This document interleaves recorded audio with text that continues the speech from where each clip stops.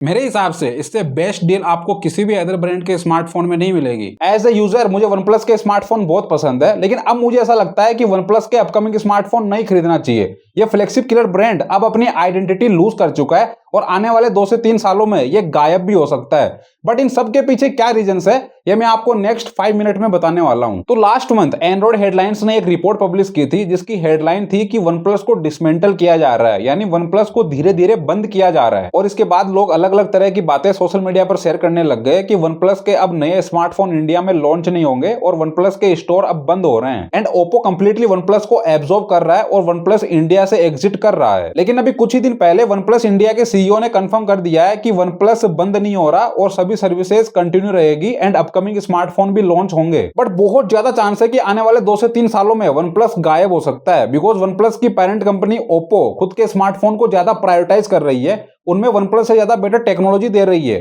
जिससे OnePlus के flagship smartphone कम premium feel हो। और अगर आपने नोटिस किया हो तो 2021 से OnePlus के फ्लैगशिप फोन एसएल ब्लेड की कैमरा ब्रांडिंग के साथ आ रहे थे, जिससे कैमरा क्वालिटी में किसी तरह का कोई कॉम्प्रोमाइज ना रहे। बट इस बार OnePlus 15 में एसएल ब्लेड की कैमरा ब्रांडिंग को हटा दिया गया है। और इतना ही नहीं, OnePlus 15 टेक्निकली डाउनग्रेड है 13 से। इस बार 15 में 13 से स्मॉल कैमरा सेंसर है, डिस्प्ले रिजोल्यूशन भी कम है और हैप्टिक्स भी वीक है। मतलब फ्लैगशिप किलर तो दूर दूर तक नहीं है, खुद के लास्ट जनरेशन से भी डाउनग्रेड है और इन सब के पीछे ओप्पो का हाथ है। लेकिन ओप्पो ऐसा क्यों कर रहा है, इसके मेनली 2 रीजन है। एक तो OnePlus के स्मार्टफोन में ओप्पो कैमरा क्वालिटी एवरेज देना चाहता है विद पावरफुल चिप, जिससे OnePlus के स्मार्टफोन गेमिंग ऑडियंस को टारगेट करे और ओप्पो के स्मार्टफोन OnePlus की जगह ट्रू फ्लैगशिप कैटेगरी में आ सके, जिसमें कैमरा सेंसर बेटर होगा विद हैसलब्लेड ब्रांडिंग और हार्डवेयर एंड सॉफ्टवेयर के साथ किसी तरह का कोई कॉम्प्रोमाइज नहीं होगा। और ओप्पो के स्मार्टफोन OnePlus से सस्ते भी होंगे, जिससे OnePlus के यूजर्स ओप्पो के स्मार्टफोन पर शिफ्ट हो सके। और ऐसा होगा नहीं, हो चुका है। पहले ओप्पो एंड OnePlus का स्मार्टफोन का डिजाइन एकदम डिफरेंट रहता था, बट इस बार OnePlus 15 और ओप्पो फाइंड X9 का डिजाइन एकदम सिमिलर है, बस मन की आंखों से देखने का फर्क है। और ऑन पेपर स्पेक्स देखे तो ओप्पो फाइंड X9 में एसएल ब्लेड की कैमरा ब्रांडिंग तो है ही,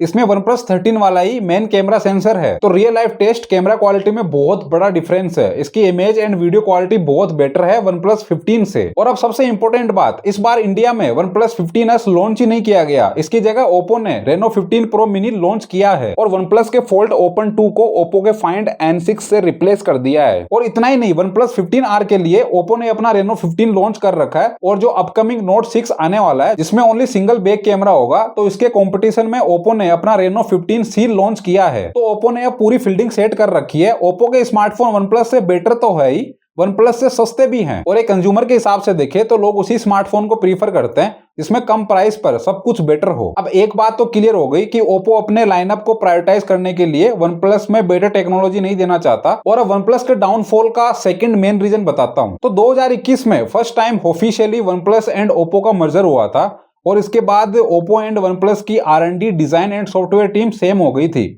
और इसी वजह से OnePlus अब इंडिपेंडेंट नहीं रहा, तो OnePlus के डिसीजंस खुद के अपने नहीं रहे। इसी वजह से कार्ल पई ने OnePlus को क्विट किया था और इस मर्जर के बाद OnePlus के यूजर्स को ऑक्सीजन ओएस में कलर ओएस चिपकाया गया। इसकी वजह से OnePlus के हार्डकोर यूजर बहुत ज्यादा नाराज थे और इसके बाद से ही OnePlus के स्मार्टफोन में ग्रीन लाइन बहुत ज्यादा आना शुरू हो गई थी। और ग्रीन लाइन का आज भी इतना खौफ है कि अगर कोई OnePlus का स्मार्टफोन बाय करने जाता है तो उसके मन में कहीं ना कहीं ये जरूर रहता है कि कहीं इसके अंदर ग्रीन लाइन प्रॉब्लम तो नहीं आ जाएगी। हालांकि OnePlus life time free display replacement warranty दे रहा है, बट अभी कुछ ही दिन पहले इंडियन गवर्नमेंट ने इस फ्री डिस्प्ले रिप्लेसमेंट पर OnePlus को 93 CR का जीएसटी टैक्स भरने को बोला है, बिकॉज ये display replacement as a spare part में काउंट होता है और स्पेयर पार्ट्स पर जीएसटी लगता है। जबकि OnePlus अपने यूजर्स को 0 चार्जेस पर डिस्प्ले रिप्लेसमेंट दे रहा है, तो शायद फ्यूचर में OnePlus अपने यूजर से डिस्प्ले रिप्लेसमेंट पर जीएसटी कॉस्ट ले सकता है। वैसे अब OnePlus 15 में PVX लेयर बॉन्डिंग टेक्नोलॉजी का यूज किया जा रहा है, जिससे ग्रीन लाइन की प्रॉब्लम ऑलमोस्ट सोल्व हो चुकी है।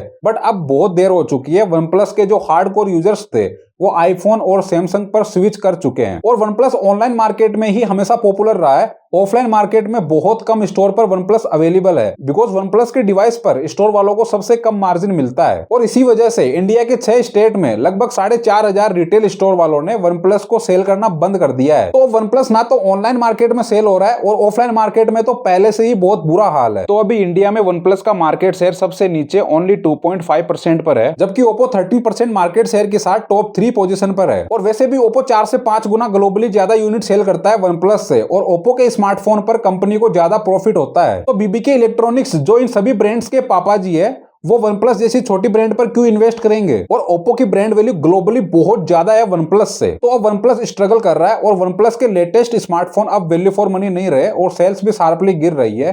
तो बहुत हाईली चांस है कि फ्यूचर में OnePlus का हाल भी HTC और LG जैसा हो सकता है, जो पहले बहुत पॉपुलर ब्रांड थे और बाद में ऑलमोस्ट मार्केट से गायब हो गए।